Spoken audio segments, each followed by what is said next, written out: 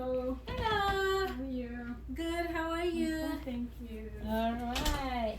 Good. My name is Wendy. Mhm. I am a nurse practitioner student, Mhm. and I will be doing your assessment today. And what is your name? My name is Miss Brown. Miss Brown. Sonata Brown. Miss Sanada Brown. Okay. And thank you for letting me do this assessment No problem. and being part of your care today. All right. You can have a seat.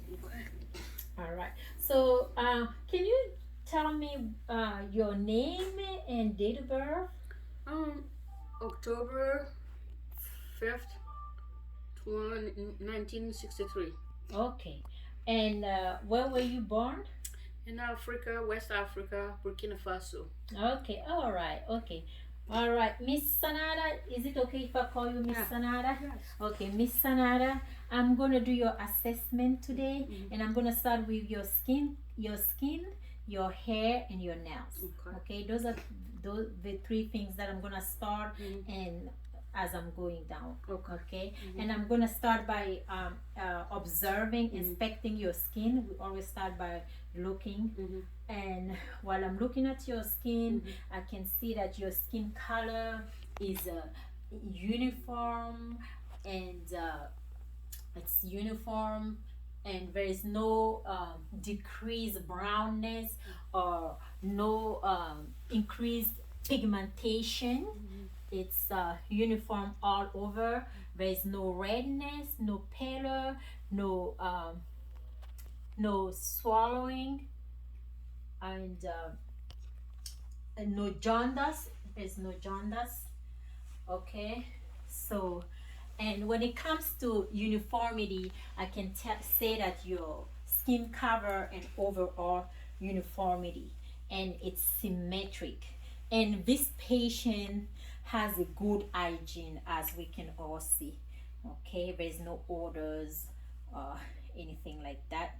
And I'm going to assess the texture of her skin. Wow, you have a very smooth skin, and it's smooth and soft and even all over her body. Very smooth and soft skin. Okay, and the texture. That was the texture of her skin, and her skin is moist. It's not dry. Okay, so that means that she is well hydrated. Okay, because it's moist, it's not dry. And using the back of my fingers, I'm going to check her skin temperature, and her skin is warm and nice. Okay, nice and warm. And I'm going to assess the turgor and the elasticity of her skin. I can do that by either using her clavicle, the skin over her clavicle, or the forehand of her arm. So I choose to use the forehand of her arm. With my fingers, I'm going to pinch. With my fingers, I'm going to pinch a small, gently pinch a small portion of her forearm. And when I pinch, and release it, it goes down back, and I can do it here. It's more visible here. Okay, when I pinch her skin, see, it's moved. That's the mobility of her skin. And when I release it, it goes right back down. That's the turgor. It's called the turgor of her skin. And you can see it goes right back down when I release it. That means her skin is elastic, and that shows that she is well hydrated. Okay, there is no signs of dehydration on her. All right, and so that was the assessment of your skin. And I'm going to assess now her hair. Okay, and by palpating, and while I'm palpating her hair, I'm going to look at her hair distribution and the quantity of her hair. Okay, and the color of her hair, starting with the color. Did you put some dye? Yes. Okay, because her hair is red, so she has some dye. The color of her hair is red, and she doesn't have any perm. She didn't put any perm. Okay, and the distribution, I can use this one, and while I'm checking to check her distribution, she has her distribution is symmetrical and well defined, and she has a distribution of female pattern. Okay, the distribution of her hair is female pattern, and while I'm looking the distribution, there is no laces, there is no bumps, lumps, or any foreign body in her hair. Okay, so very good. And the texture of her hair, it's moist, shows again that she is well hydrated, and it's thin. Okay, but usually black people hair is like thick. Yours is like kind of thin. Okay, all right, very good. So we are done with her hair. Okay, and I am going to move down to your nails. You know, your nails can, looking at your nails, the color or the shape of your nails can tell us a lot about you. If you have any vitamin deficiency or any problem with your heart. So that's the reason why we always check your nails. Okay, and so by saying that, I'm going to check her nails. All right, so looking at the edges of her nails, it's round and smooth and soft, hard. It's round. Okay, the edges are round, and also looking at the lateral and the lateral fold and the distal fold, there is no cracks, there is no past, there is no cyst, there is no tumor. And looking at the plate of her nails, okay, I'm going to pinch it. See, pinch it. It's pink and it's flat, the base of her nails. Okay, it's pink and flat, and her nails overall is short, okay, and well maintained. All right, it's short and well maintained. And I'm going to measure the base ankle. Okay, the normal should be 160 degrees. Okay, and it shows that it's 160 degrees, so which is normal. And I'm going to check what we call clubbing. If you can put two of your fingers together, okay, and you see she can touch the bases of her fingers together, so that shows me that she has no clubbing, which is a good thing. Okay, she has no clubbing, which is a good thing. All right, and I can check the moon shape here. I can see the moon shape of her nail here. Okay, she has one also here. It's called lunula. That's the moon shape of her nails. Okay, and that's it for the nail assessment. All right, so now I'm going to assess her face. Okay, I can see her face color is her face is first of all symmetrical, and her face color is uniform, and there is no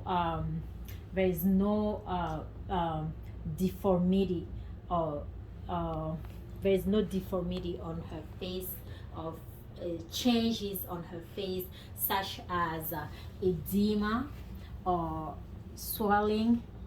Okay, and I'm also going to assess her sinuses, the frontal sinuses. You can let me know if it's tender, okay? Okay, right here where my thumbs are, that's where I'm checking her sign. That's called the frontal sinuses, and the maxillary sinuses are right here. Any pain? No. No. Okay, so her sinuses are pain and no tender. All right, and that was the assessment of her face. And moving along, I'm going to assess her neck. And I'm going to assess first her head and the scalp of her head. Okay, I can see her head is midlined and uplifted, and I'm going to assess the skull of her head and the scalp, and palpating from front to back. Okay, while I'm palpating her skull, it's smooth. Her skull is smooth, no bumps, no lumps, and it's hard to tell the which bone it is, because all her bones are sutured together. After, I think, before the 6 months, some of the bones, most of the bones sutured, so all her bones are sutured. And while I'm palpating, I can feel her scalp is moving smoothly around over her head. Okay, there is no bumps, no lumps, no trauma. Okay, all right. And that was the assessment of her head and the skull and the scalp of her head. And moving down, I'm going to assess now her neck. Okay, I can see her neck is midline. Okay, her neck is midlined, and there is no extra folding on her neck. There's no extra skin folding on her neck. There's no webbing, and there is no webbing on her neck, and there is no shortness, no abnormal shortness of her neck. Okay, and there is no swelling. Okay, on her neck. So I'm going to assess now the trachea, okay, on her neck. So I'm going to assess your trachea, okay, and then with my fingers putting right here. All right, trachea. Okay, and when I'm I can push one side. You can see it move to my left when I'm pushing this way. Okay, and then when I put this and push, it moves to my right side. Okay, and I'm going to ask the patient to swallow. Can you swallow your saliva? Okay, see, it moves smoothly between the pad of my fingers, and there is no swelling,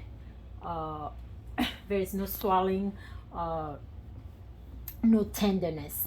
Okay, so, and the trachea is midline. Okay, so that's the normal. All right, and I'm going to assess her hyoid and cartilage bone, and the hyoid is all the way up here. Can you try to swallow for me? Okay, I can feel it. It's moving when she swallows, and it goes right down back when she relaxes. So it's smooth, no tender. All right, and now I am going to assess the patient thyroid. Okay, but the thyroid, I have to be behind the patient, okay, to really feel it. For that reason, I'm gonna try to go behind her. And Can you sit up a little bit? Yeah, will hurt your neck. Up, up. Okay, good. And the thyroid, and it should be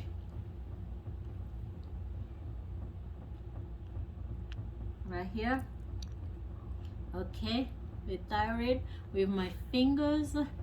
Okay, can you swallow for me? Okay, so I'm assessing the size of the thyroid, and it's normal size.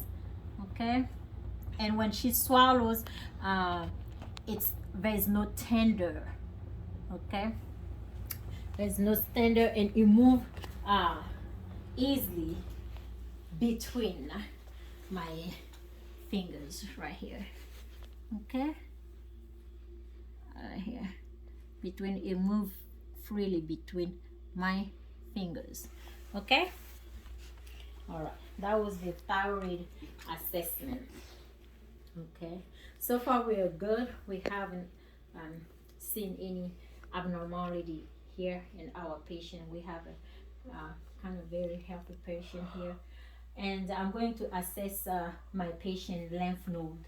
All right, and to do her lymph node, I'm gonna start with the pre-auricular lymph nodes. How I remember this pre mean before, so the pre-auricular lymph node, auricular. So right here, all right, that's the pre-auricular lymph node right here, and with the part of my finger I'm feeling it. I'm assessing the pre-auricular lymph node in a circular motion, and I will go back to check the post-auricular behind. Post mean before or behind. So this is the post-auricular, and I am going to assess the occipital. The occipital on both sides. Go right here. The occipital right here. Okay, and in a circular motion. All right, and I'm going to assess the stenodicloid mastoid. I'm sorry. Lymph node here. Okay, and I'm going to assess the submandibular lymph node right here, under here. Submandibular, the name kind of give it away, and circular motion right here. Okay, and then the submental is right here. Submental, the name kind of give it away, and I am going to assess her deep anterior cervical lymph node. It's kind of deep, so it's like kind of hard to really feel the deep one. Okay, and I'm going to assess the posterior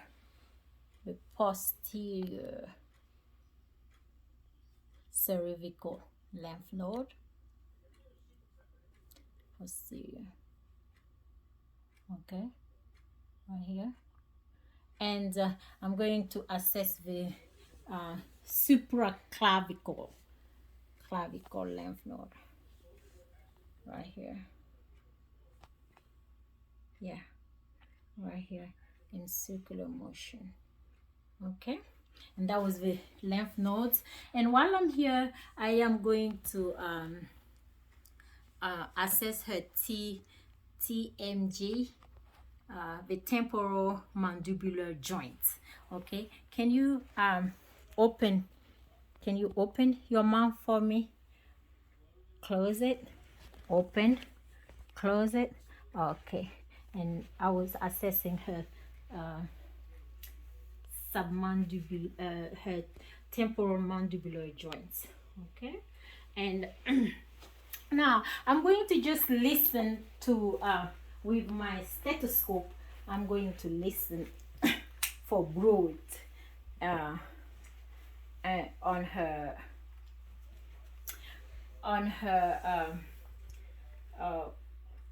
temporal arteries and also the trachea.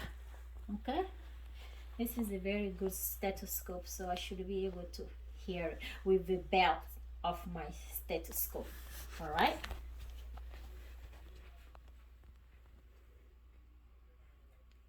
Okay.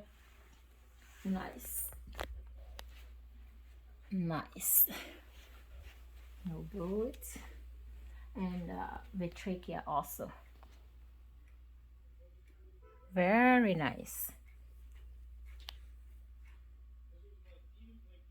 Very nice. All right. And moving down, I'm going to assess. So we did the neck. I'm going to assess the patient eyes now. So we're gonna start with the visual acuity, okay, by using the Snellen chart. I already prepped it. All right. So I'm gonna ask the patient to stand up and hold this. It's already prepped. This Snellen chart is 20 feet away from the patient. So without using that one first, can you read the lowest from up to down, the lowest you can read without using that, without closing your eyes? Number 8. Number 8? D. Okay. Pardon me? D. Okay. E. Mm-hmm. F. P. O. T. L. C. Pardon me? What is that? E. C. Oh, L. C. That one, I don't know. Okay. Pick the one that you can read. Okay. F. L. F. E. L. O. P. Z. D. Okay, so without closing your eyes, you can read to number 7. So your reading there is 20 over 25. So that means whatever you can read at 25 feet, a normal eye can read it at whatever you can read at 20 feet, a normal eye can read it at 25 feet. Okay, without closing none of your eyes. Okay, now close your left eye with whatever you have. Okay, pick we have number 1 to 11. Pick the lowest of the here, that from up to down, the lowest 7. you can. Number 7. By closing your left eye. Okay. F. E. L. O. P. Z. D. Okay, good. So with your right eye, that means that whatever your vision is 20 over 27. Okay, so whatever you can read at 20 feet, the normal eye can read it at 25 feet. Okay, and close your right eye and read it with your left eye now. Yeah. T. Which number is it? 3. Number 3. T. O. Z. Oh wow. So number 3 is 20 over, your vision is 20 over 70. So whatever you can read at 20 feet, a normal eye can read it at 70 feet. I can try the 4 too and see. It's a L. P. E. D. Okay. So whatever you can read at 20 feet, a normal eye can read it at 50. So your vision there is 20 over 50. All right? Very good. Your vision for that eye is 20 over 50. Very good. Moving along, we're gonna do you can have a seat, please. I am going to do the contestation test, and I'm gonna stand at the side. I'm gonna bring my fingers at the side of your eyes. Okay, and you looking at my nose. just fix to my nose, and then let me know when you can see my fingers coming. Okay, so here we go, and let me know when you can feel my fingers coming. Okay. Yes. All right, and then I'm gonna do this side too. Let me know when you can feel my fingers coming. Okay. Okay. Yes.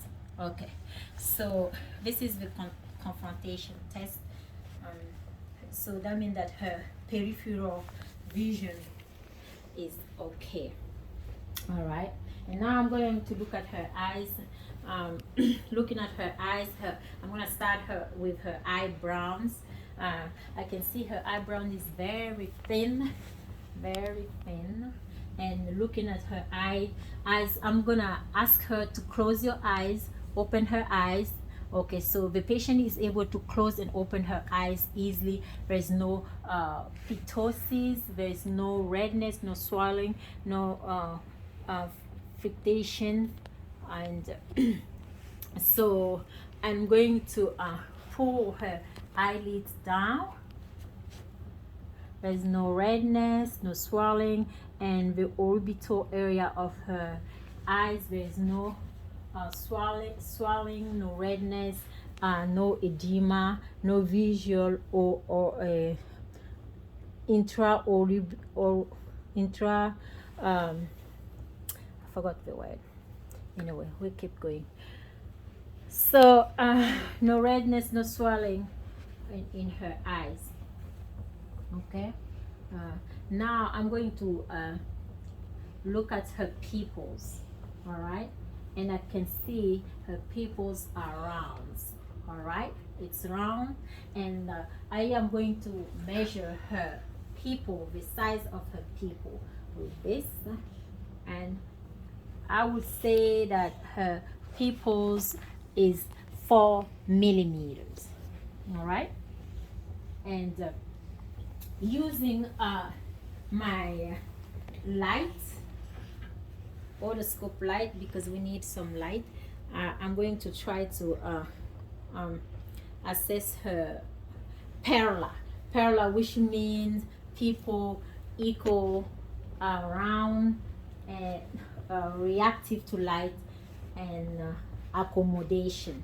All right, I already said your pupils are round, and I told you the size is 4. So using this, I am going to first assess your eye reaction to the light.